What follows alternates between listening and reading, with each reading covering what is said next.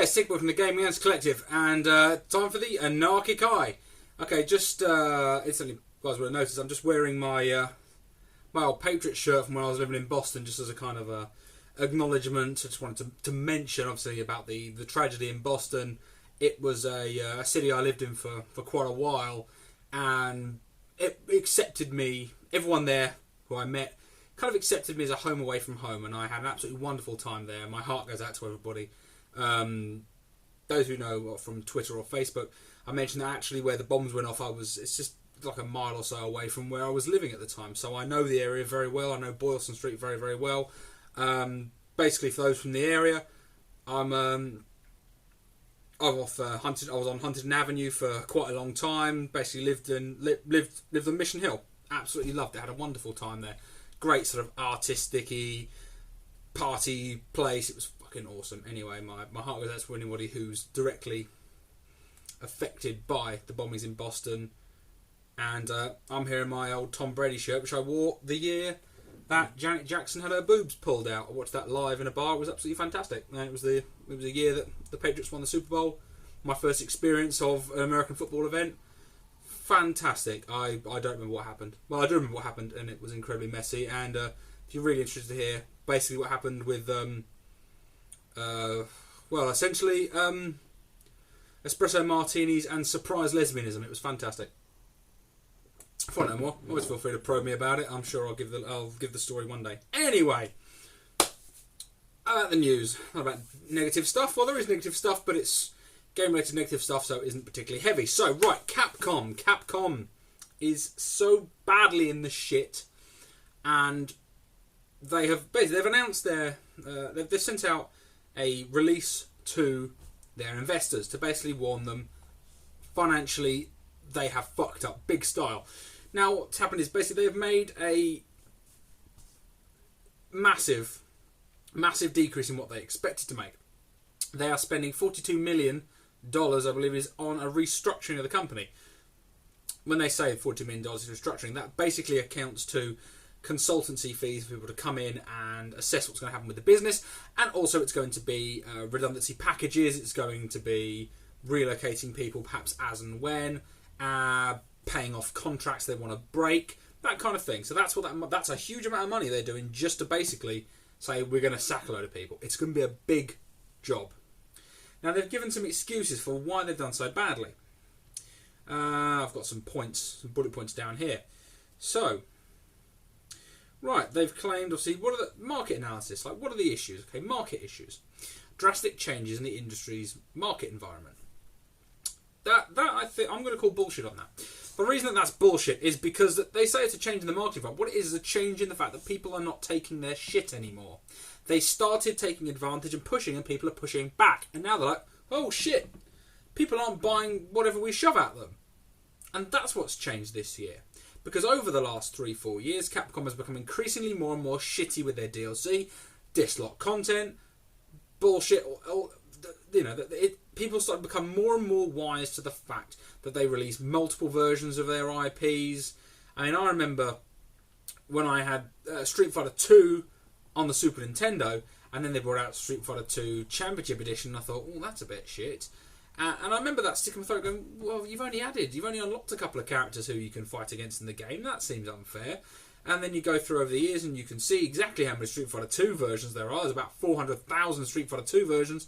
Street Fighter 4 on the consoles and on PC, you've got Street Fighter 4, Super Street Fighter 4, Street Fighter 4, Super Street Fighter 4 Arcade Edition. That's 3 versions of the same game. Ultimate Marvel vs. Capcom 3, Marvel vs. Capcom 3, Ultimate Marvel vs. Capcom 3. I've completely forgotten the name of the Dead Rising. Dead Rising? Yeah.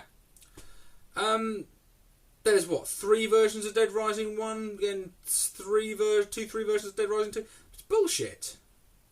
Bullshit. I got the chop till you drop game on the Wii. It was a sack of shit.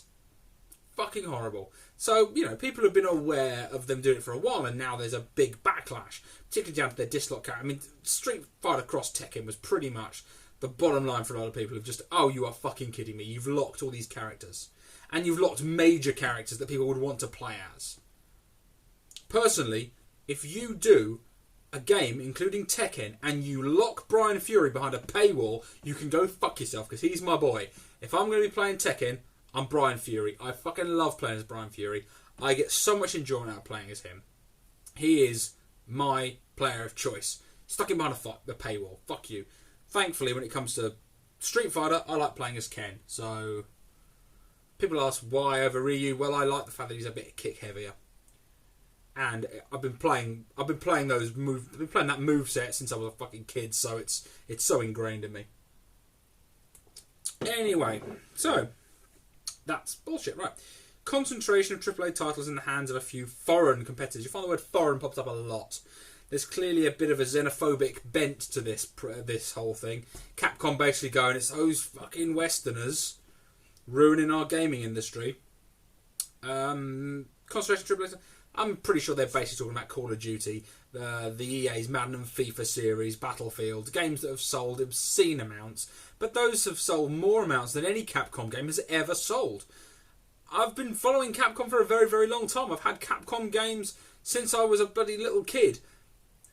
Nothing has sold. Nothing Capcom has ever done has sold as well as Call of Duty. Is it better than Call of Duty, like that stuff? Yes, it is. Is it as popular? No, it's not. Call of Duty is a massively popular franchise. You cannot expect to take that and get those sales just because other people are making those sales.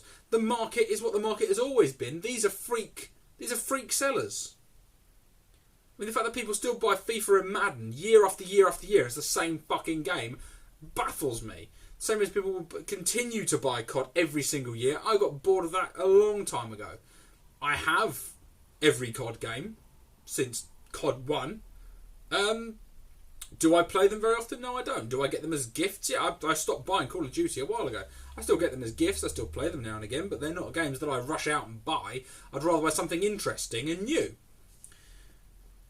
And also, analysis of business results. Okay.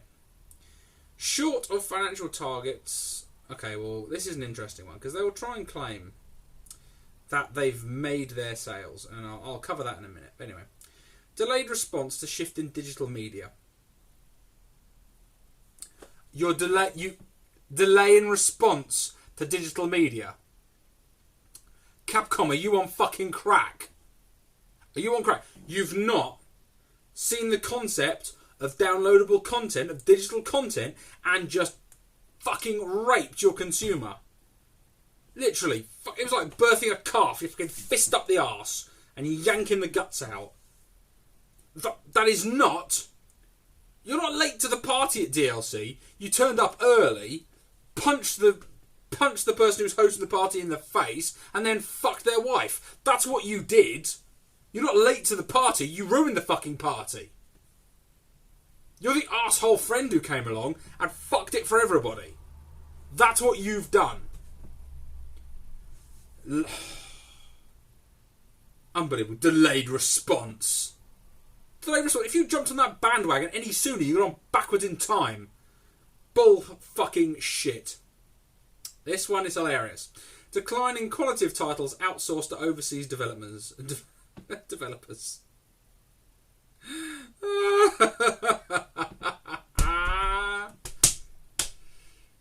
Well, I think it's fair to say you know what that's about. That's basically slagging off Ninja Theory. Now, I'm not in any mood to defend Ninja Theory. Fuck them, they made their bed. A few weeks ago, they pissed off a lot of people, understandably so, by taking the original Dante and photoshopping him into a photo from Brokeback Mountain. For fuck's sake. I don't understand, okay, Tamim and Alex, I don't understand their attitude. I don't understand the fact that they're like, oh, you know, Tamim's like, oh, I would love to fucking have made Dante to be gay. Yet you make the, haha, he's a fag joke. You can't be in both camps at once. You can't be, oh, I wish I could have made him bisexual. I wish I could have made him have an affair with Mundus, but I couldn't. Mundus, by the way, Mundus, you fucking twats. But anyway, I digress. But you know, to go, no, this is cool. Look, he's a fucking grungy crackhead hoodie. He's not He's not a Japanese scene kid. Look, there's photos of... No, he's not carrying a backpack that looks like a coffin, is he? Ah, no eyeliner on him. No, he's just wearing a grungy hoodie because that's what's cool. I'm not here to talk about the design of Dante. That's a matter for personal taste. But the fact is that you acted like twats, and now Daddy's come to fuck you up. Because you played all those games like, oh, I don't care how much it sells. Fuck you, fuck the fans, fuck this, fuck that. You were fucking childish, and then the game doesn't fucking sell. And Tamim runs away from the internet because everyone's laughing at his stupid fucking face. And... yeah, Capcom has been noticing that you've been acting like twats, and I don't think they probably like the idea. If they outsourced Resident Evil, and they have outsourced Resident Evil in the past, like Clover Studios have done work for Resident Evil. I know they bought Clover, but Clover works on Resident Evil. If all of a sudden they did a version of the game where Jill Valentine was secretly a prostitute, and actually she was a glam rocker as well, so she played the game in silver sparkly high heels and had an afro that was shaped like a disco ball, I can't imagine. They might have accepted it, but then at the same time, if you don't went, old Jill Valentine, look at her, she's a fucking miserable bull dyke, and I don't know, like, Photoshop her into misery as Kathy Bates, smashing James Caan's legs with a sledgehammer or something. You're mocking the people who've employed you. You're fine, you want to make the point that you've westernised Dante? Well, you did, and it fucking failed, didn't it, dipshits? It failed so incredibly fucking badly, you barely sold 1 million copies. Devil May Cry 4, which is fucking weak in comparison to Devil May Cry 3, outsold your ass 2-1. And Capcom has taken that, and they're blaming you. They're blaming you, even though the fact that they actually had massive amounts of input into the game. So I don't believe that this was just Ninja Theory running off on their own and doing stupid fucking shit. Capcom had their back to the point until they realised it didn't sell. And it didn't sell. It failed, and now all of a sudden they're going to pretend they had nothing to do with it. Well, I'm sorry, Capcom, you had everything to do with it. You had your fingers in that pie. Get over it. So... what are their countermeasures? How are they going to deal with this? Right, well, they're going to change their strategy, and they're going to increase DLC and shift to internal R&D.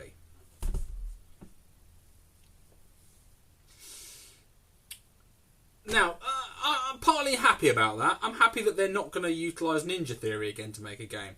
I think Ninja Theory, the best... and I don't want to bash Ninja Theory unnecessarily. What I will say is that Ninja Theory would be better off if Ninja Theory just made Ninja Theory games. If they made Devil May Cry and changed the story a bit and changed the names of the characters, it would have probably sold more copies than Devil May Cry. If they'd have called it Fuck You, Angsty Teen, Hacky Slashy Squirrel Seaman game, it would probably sell more copies. Although maybe it wouldn't, because maybe then the media wouldn't push almost every copy that you bought was on the back of someone saying this game's amazing, when no one really said that about Heavenly Sword or Uncharted. People didn't say that. They said, yeah, it's all right. That's the best thing I've ever heard about a Ninja Theory game. Yeah, it's fine. Yeah, I've got no too many problems with it. Except for anyone who's really hardcore into their hack and slash games will say your combat's fucking clunky as shit and unintuitive and your AI's wank. But, level design's good. I wish you could make a game that didn't glitch to fuck.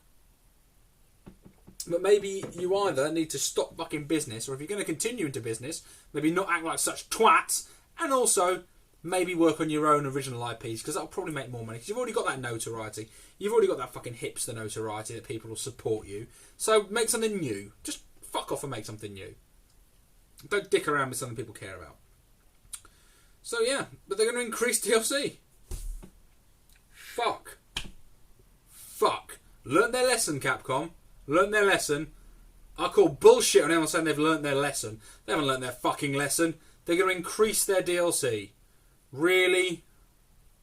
Really? You didn't release another copy of Dead Rising 2 with Frank West as the protagonist. You didn't release the same game with a different skin. That could have easily been DLC. You didn't release 2 DLC standalone campaigns based on that game as well. Fucking hell. You don't have enough DLC? Really? Really? Charging for colours for customising your multiplayer fighters? Not enough DLC. Fucking not enough DLC. Are you fucking kidding me? Are you fucking kidding me? You release a new game instead of a fucking patch. Ultimate Marvel vs. Capcom was a patch on Marvel vs. Capcom 3. It was a fucking patch. You release it as a brand new game less than 12 months later. Don't fucking pretend that what you need to do is do more DLC, because Ultimate Marvel vs. Capcom was basically DLC on a fucking disc. It was a patch. You people need to think about how you're working from the ground up. Reinvest your money. And we're talking about internal development. Internal development. Now, yeah, Ninja Theory made a game that was shit.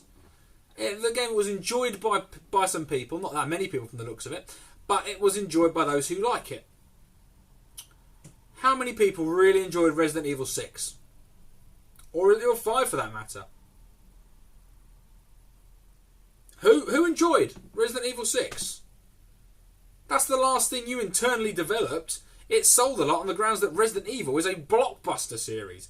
On the fact that there's a film series on the back of it that keeps it current to other people's size.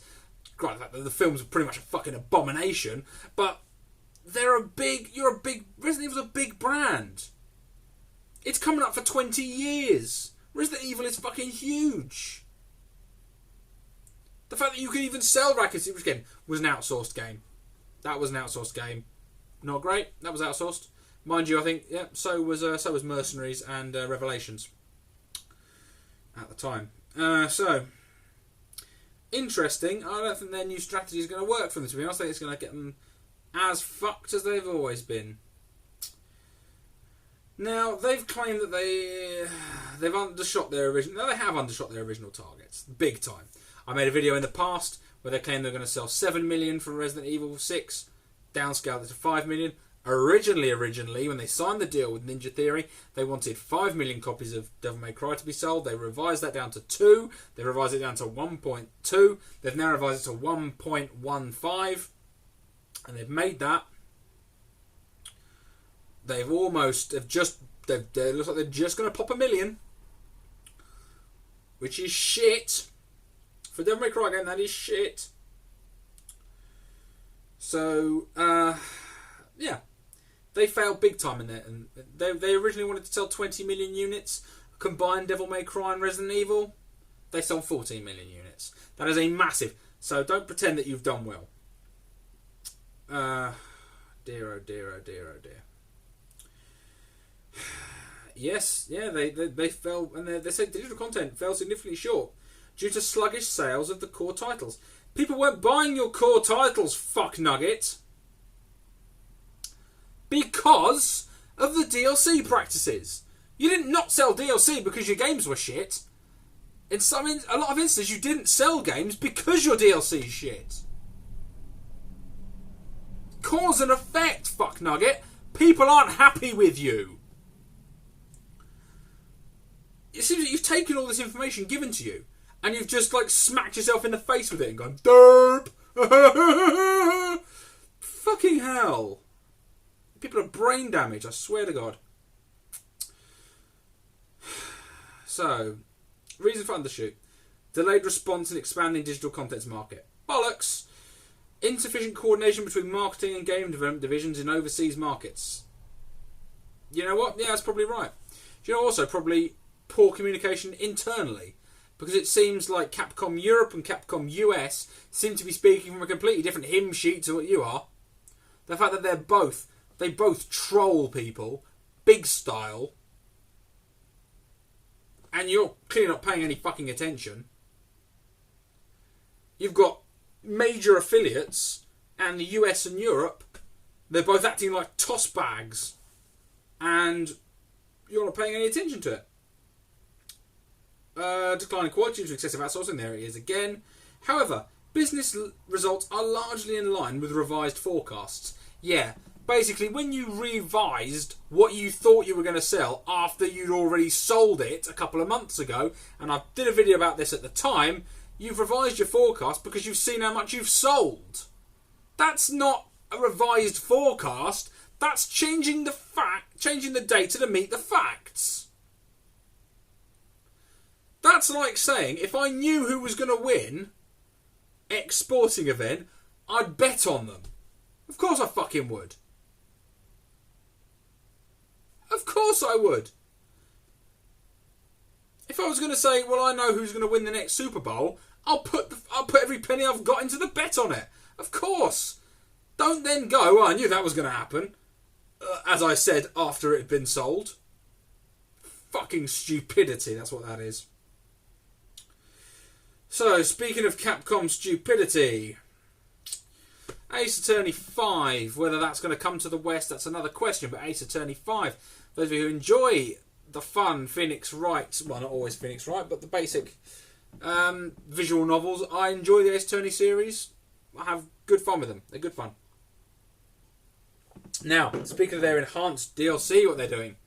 So, are they going to add maybe new cases to the series, you know? Very much like, for example, LA Noire did. Downloadable new cases. It's going to be DLC. I have to say, it's not going to be that. They're going to sell costumes. Costumes for a visual novel. Including Phoenix Wright's old suits from the previous games. Is anybody that desperate to have the original Ace Attorney Phoenix Wright suit? Who's that fucking interested? Really? Really? That would be like saying, well, we sell Resident Evil 6, we'll also offer the original skin to Chris Redfield. That's fucking stupid. You did the same thing with Devil May Cry. You then offered the skin of old Dante. It's fucking stupidity, Capcom. That is not how you do DLC. Not on a handheld title. Who's going to write DLC for a handheld title to change the costumes of your characters? Although I note that one of them is to de-age a female character and turn her into a schoolgirl. Fucking hell. You're aware that what you're doing is propagating what a lot of people think of is insane and paedophilic out of Japanese culture. Now, there's a lot of Japanese culture when it comes to schoolgirls and what have you. It's very much ingrained and it's a very cultural thing. You're not helping. That's not... If they want to see schoolgirl anime, there's plenty of fucking hentai out there. You don't need to stick it in a Phoenix Wright game. Turn a character into a younger... De-age the character and turn them into a schoolgirl. Why? Fucking why? Jesus Christ. Right, Shinji Mikami's Return to Survival Horror has been announced. I mean, we knew it was on the way. It was called Project Zvi. It was all very undercover. And then there was a big announcement. IGN and Bethesda announcing a new game. Exciting, exciting, exciting. Go on there. Watch the video. I watched the video. Yeah, understandably, a cinematic trailer, as was to be fucking expected. Looks good. From the concept of the game, I like... Well, they've got my attention. I'm looking at it going, okay, it's quite Silent Hill looking. Like, okay. It's like Silent Hill meets Saw. Okay. Okay. I will watch this and see what happens. This could be good. This is apparently going to be Shinji Mikami's last game as a director. It's from his own development studio, published by Bethesda. This could be a definitive survival horror. However, it could just be a massive, massive cash-in because they're putting a lot of money behind it. I would like to see something of it, not even more. I'd like to see something of the game before I make any comment beyond that. But what the fuck? People were swamping on the IGN site and they were going, "Where's Fallout 4?" Because they seemed to think that Bethesda were making this game. Which goes to show these people know very little about video games at all. Okay, right. Moving on. You know, the game better be fucking good. It better be good. Arkham Origins. Oh, I don't like the fact that they've spotted... It's been spotted in a cutout. A store cutout that the Joker appears in this cutout. Now, I don't want to see the Joker. Now, I know it's a prequel. I know it's before Joker... Spoiler alert, Joker dies at the end of Arkham City. If you haven't played Arkham City by now, you're not going to give a shit about spoilers. But, so, I hope the series to continue and Joker would be dead and that would be good. They're going back to a prequel and the Joker appears in it. I hope he's not in any way a main character. Because they announced that, in Arkham City... Hugo Strange is the main character, but everyone remembers Joker. All the trailers are about Joker. Hugo Strange barely appears in the game other than voice acting, and then he appears towards the end, and that's it. It's all about the Joker. So, I sincerely hope they don't try and use Joker to sell this product. I hope that he's in it. I'd like to see him, to be honest. I'd like to see him as the Red Hood, and maybe raiding Axis chemicals and... Batman knocks him into the acid and turns him into the Joker. And then maybe after a post-credits thing, have him doing the old Tim Burton take it off and have him laughing at his face. Maybe that'd be good, but fuck me. Please, please, please, please, please do not make this another Batman Joker game. I don't want to see that. I don't want to see it. I love the interplay between Batman and the Joker. It's one of the most interesting things in all fiction. But knock it the fuck off, okay? Okay, well, we're on with comic book games. High Moon Studios. Granted, not the most amazing of development houses, but has recently been axed big time. They lost 40 developers when Activision slashed the crap out of them after they finished the Deadpool game. Now, the Deadpool game, it's at best going to be okay, I think. I don't think it's going to be amazing, but I like Deadpool. I find Deadpool fun. As you can see, got my bobblehead back there. I find Deadpool a fucking entertaining character. I severely hope they do it justice and make it into a fun game. Now, they know that they're not producing a AAA experience, because that's the thing, the AAA games seem to be anything on disc now. And they've made a sensible call, Activision, and they're pricing the game at $49.99 on PS3 and Xbox, and $39.99 on the PC. Now, that's a sensible call. They have accepted the fact that what this is not a top-end, high-expense premium product. Like, Activision can spend fortunes on Call of Duty. They're going to make that money back. Deadpool, they needed to count the pennies. It's what bloody Square Enix should be doing. And counting the pennies, making a high-quality game, or at least a decent quality game, at a reasonable price to make returns. The reason that you couldn't make profit off Tomb Raider is insane. You sold over 3 million copies and you couldn't make a profit off it. Well, it wasn't justified in making it. That's insanity. That's absolute insanity. And I think that's a good sign. I like to see more of that. I know that Square Enix cut the price on their games quite a lot prior to release. They did it with Hitman. They did it with Tomb Raider. They're trying to, it's a sensible option. You don't pitch for the highest price unless your game has had absolute fortunes thrown at it. And if it has, maybe you should reconsider how you're developing. Right, well, another bit of news that apparently the Xbox 360 Always Online rumour is just a rumour, says a rumour. So a lot of people going around going, aha, it won't be always online. This is all rumours on top of rumours on top of rumours. I would rather, personally, I'm going to take and run with the negative rumour and keep saying, Microsoft, you better fucking not do this, until I know they haven't done it. I would rather be over dramatic and to push for something for it not to happen rather than to just stay quiet. Oh, they're not going to do it. Oh, they have done it now. It's too fucking late. I'm not going to say things are all sorted and done with this always online thing until the specs are public. However, the rumour that it's always online has been rumoured to be a rumour. This is getting ridiculous. It's like a case of Chinese whispers at this fucking point. Speaking of which, though, I'm going to briefly cover old Cliffy B. I did attempt a few days ago to do a full breakdown of a blog that he wrote defending Adam Orth and the always online Xbox. However, it went on for 100 fucking years. Basically, Adam Orth doesn't deserve to lose his job. Well, yes, he did, actually, because he was speaking inappropriately and it cost him his job. However, he made a comment and I wanted to address it. Now, he mentioned about his iPad, how much he loves his iPad, and how his iPad is always on, and he likes it that way. Now, here is my iPad, everybody, with my, if you can see it, my Warhammer background, which says "Corn, when life gives you lemons, blood for the blood god," which I like. Anyway, so always online. Yeah, it's online right now, connected. I can go online. Now I'm going to do this, just to prove the point. I can't see the point in arguing with your stupid comments, so I'm just going to do this. I'm just going to turn my Wi-Fi off. You see that? Wi-Fi is off. Okay, so just to prove my point. It's a really laboured point, but it needs to be made. You say it's always online, and that's great that it's always online because you love things being always online. Not online, but I can still play Baldur's Gate, can't I, fuckface? I can also, you say about the things, you've got iTunes and you've got your apps and everything. I can still use my apps as they connect online.